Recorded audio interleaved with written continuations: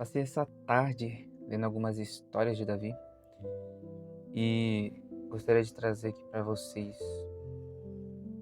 2 Samuel, capítulo 11, versículo 1 em diante, que diz: Na primavera, época em que os reis saíam para a guerra, Davi entrou para a batalha. Davi enviou para a batalha Joabe com seus oficiais e todo o exército de Israel. E eles derrotaram os amonitas e cercaram Rabá. Mas Davi permaneceu em Jerusalém. O que eu entendo aqui, irmãos? Permanecer no lugar errado, no tempo ou na estação errada, dá errado. A gente tem que discernir os tempos para se movimentar nos tempos. Uma tarde, Davi levantou-se da cama e foi passear pelo terraço do palácio. Do terraço viu uma mulher muito bonita tomando banho. Peraí que tem um barulho aqui. Uma tarde, Davi levantou-se da cama e foi passear pelo terraço do palácio.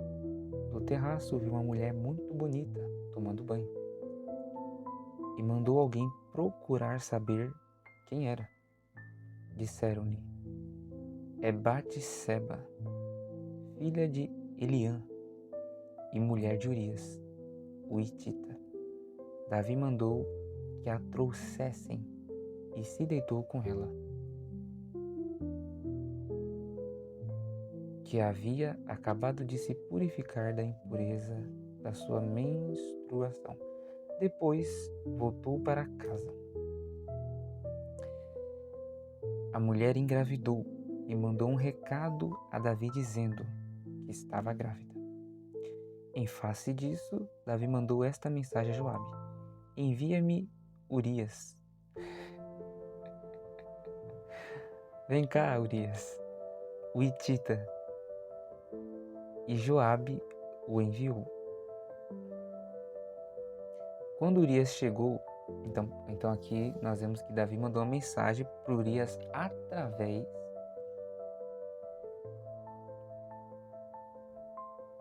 da Joabe, melhor dizendo. E Joabe o enviou. Quando Urias chegou, Davi perguntou-lhe como estavam Joabe e os seus soldados. Então a mensagem chegou a Joabe mandou Urias voltar. E agora Davi está perguntando: como é que estava lá? E como estava indo a guerra? E lhe disse: vá descansar um pouco em sua casa. Urias saiu do palácio e logo lhe foi mandado um presente da parte do rei. Olha como Davi está agindo. Mas Urias dormiu na entrada do palácio. É bom a gente aprender com os erros dos outros, porque nós não somos perfeitos. E você vê que um pouco mais à frente, Deus ele condena Davi porque ele fez isso. Ele fala: o que você fez no privado, o que você fez no secreto, eu vou expor publicamente. Só que não nele, né? Na próxima geração, os filhos deles. Se eu não me engano, aconteceu isso. Algum dos filhos deles, algum filho de Davi acabou fazendo esse ato publicamente. Bom, continuando aqui.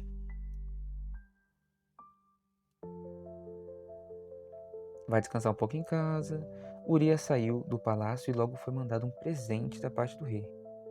Mas Urias dormiu na entrada do palácio, onde dormiam os guardas de seu senhor, e não foi para casa. Aqui nós vemos que Davi queria que ele fosse para casa. Vamos continuar aqui. Quando informaram a Davi que Urias não tinha ido para casa, ele lhe perguntou: depois da viagem que você fez, por que você não foi para casa? Davi perguntando para ele. Urias respondeu: a arca e os homens de Israel e de Judá repousam em tendas. O meu senhor Joabe e os seus soldados estão acampados ao ar livre. Como poderia eu ir para casa para comer, beber e deitar-me com minha mulher? Juro por teu nome e por tua vida que não farei uma coisa dessa. O pessoal tinha um costume muito, muito forte nessa época de jurar. Você vê que tem coisa aqui que nossa, você fica espantado, né? O pessoal jura assim, com uma facilidade. Então Davi lhe disse: fique aqui mais um dia. Amanhã eu o mandarei de volta. Urias ficou em Jerusalém, mas no dia seguinte Davi o convidou para comer e beber, e o embriagou. À tarde, porém, o saiu para dormir em sua esteira, onde os guardas de seu senhor dormiam, e não foi para casa. De manhã, Davi enviou uma carta a Joabe por meio de Urias. Nela escreveu. O Joabe ele tá lá no meio, né, do campo da batalha. Então,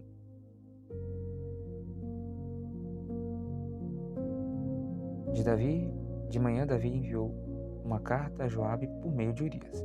Nela escreveu: ponha Urias na linha de frente e deixe-o onde o combate estiver mais violento, para que seja ferido e morra. Você vê que Davi, ele escreveu algo com uma intenção claramente assassina aqui, né? Ele deixou bem claro aqui para colocar ele na frente para que ele morra. Como Joabe tinha cercado a cidade, colocou Urias no lugar onde sabia que os inimigos eram mais fortes. Quando os homens da cidade saíram e lutaram contra Joabe, alguns dos oficiais da guarda de Davi morreram. E morreu também Urias, o hitita. Joabe enviou a Davi um relatório completo da batalha. Olha que interessante, né? Acabei entrando um pouco nos tempos antigamente, como é que eram as guerras, né? Tinha esse negócio de relatório, tá acontecendo a guerra enquanto um anotava. E olha o que aqui tá falando. Joabe enviou a Davi um relatório completo da batalha, dando a seguinte instrução ao mensageiro. Ao acabar de apresentar o rei este relatório, pode ser que o rei fique muito indignado e lhe pergunte: por que vocês se aproximaram tanto da cidade para combater? Não sabiam que eles atirariam flechas da muralha? Em Tebes, quem matou Abimeleque, filho de Abimeleque, filho de Jerubezete? Esses nomes eu não tanco, mas vamos lá. Não foi uma mulher. Continuando. Não foi uma mulher que da muralha atirou-lhe uma mulher matou um cara atrás da muralha. Olha o que aconteceu aqui. Uma mulher que da muralha atirou-lhe uma pedra de moinho e ele morreu. Por que vocês se aproximaram tanto da muralha? Se ele perguntar isso, diga-lhe: e morreu também o teu servo Urias o hitita. Ou seja, por causa do Urias, várias pessoas morreram ainda. O cara colocou o pessoal para lutar só para que o Urias morresse. Um dos motivos era esse. O mensageiro partiu e ao chegar contou a Davi tudo o que Joabe lhe havia mandado falar, dizendo: eles nos sobrepujaram e saíram contra nós em campo aberto, mas nós os fizemos retroceder para a porta da cidade. Nossa, imagina eles correndo para dentro da cidade. Antigamente era tipo aqueles castelos, sabe? Que tem... levanta a muralha, né? O portão.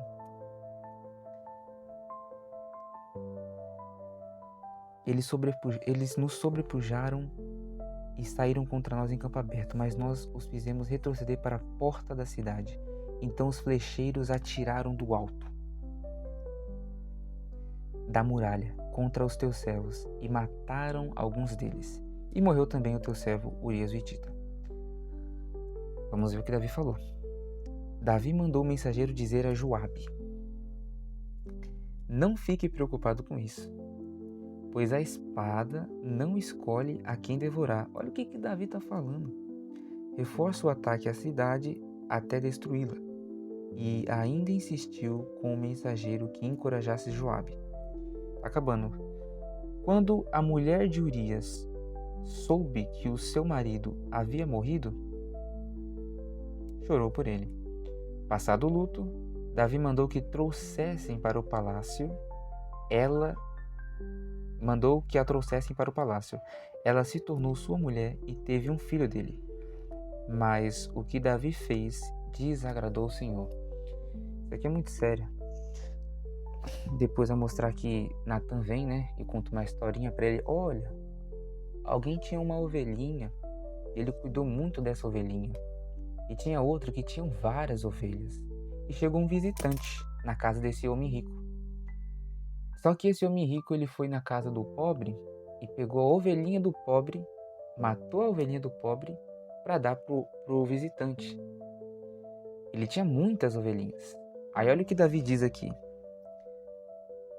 Davi encheu-se de ira contra o homem e disse a Natã: juro pelo nome do Senhor que o homem que fez isso merece a morte. Deverá pagar 4 vezes o preço da cordeira, porque agiu sem misericórdia. Aí Natã fala: você é esse homem, disse Natã a Davi. E continuou, assim diz o Senhor, o Deus de Israel: eu o ungi rei de Israel, e o livrei das mãos de Saul. Dele a casa, as mulheres do seu Senhor. Dele a nação de Israel e de Judá. E se tudo isso não fosse suficiente, eu lhe teria dado ainda mais ainda. Por que você desprezou a palavra do Senhor, fazendo o que ele reprova? Você matou Urias, o Hitita, com a espada dos Amonitas. Olha o que ele está querendo dizer. Você usou eles para matar Urias. Usou eles, mas usou. E ficou com a mulher dele. Por isso a espada nunca se afastará. Irmãos, isso aqui é muito sério. Quebrar princípio não é bom. Aquela frase, né? Se você quebra um princípio, esse princípio te quebra. Por isso a espada nunca se afastará de sua família. Nunca. Sabe o que é nunca? Pois você me desprezou e tomou a mulher de Urias, o Hitita, para ser sua mulher. Aí depois acontece várias coisas. Bom, aqui ó, a parte que eu falei para vocês. Vamos continuar rapidinho. Assim diz o Senhor: de sua própria família trarei desgraça sobre você. Tomarei as suas mulheres diante dos seus próprios olhos e as darei a outro. Vou ler de novo. Assim diz o Senhor: de sua própria família trarei desgraça sobre você. Tomarei as suas mulheres diante dos seus próprios olhos e a darei a outro. E ele se deitará com elas em plena luz do dia. Você fez isso às escondidas, mas eu farei diante de todo Israel em pleno dia. Então Davi disse a Natã: pequei contra o Senhor. E Natã respondeu: o Senhor perdoou seu pecado, você não morrerá. Entretanto, uma vez que você insultou o Senhor, o menino morrerá. Aí Davi fica 3 dias em jejum para ver se ele consegue mudar a situação, né? Vai que Deus tem pena de mim e cancela a sentença. Não. Quando Deus decide algo, dificilmente tem um cara, né, que eu já ouvi falarem que ele orou e Deus ele deu mais 15 anos para ele. Ele falou que ia morrer, só que o profeta falou que ele ia morrer. Só que ele orou e Deus deu mais 15 anos para ele. Mas aqui nesse caso não. Aqui nesse caso a criança morreu. E olha o que diz aqui. Então Davi levantou-se do chão, lavou-se, perfumou-se e trocou de roupa. Depois entrou no santuário do Senhor e o adorou. E voltando para o palácio, pediu que lhe preparasse uma refeição e comeu. Olha que interessante. Depois, Davi consolou sua mulher Betseba e deitou-se com ela.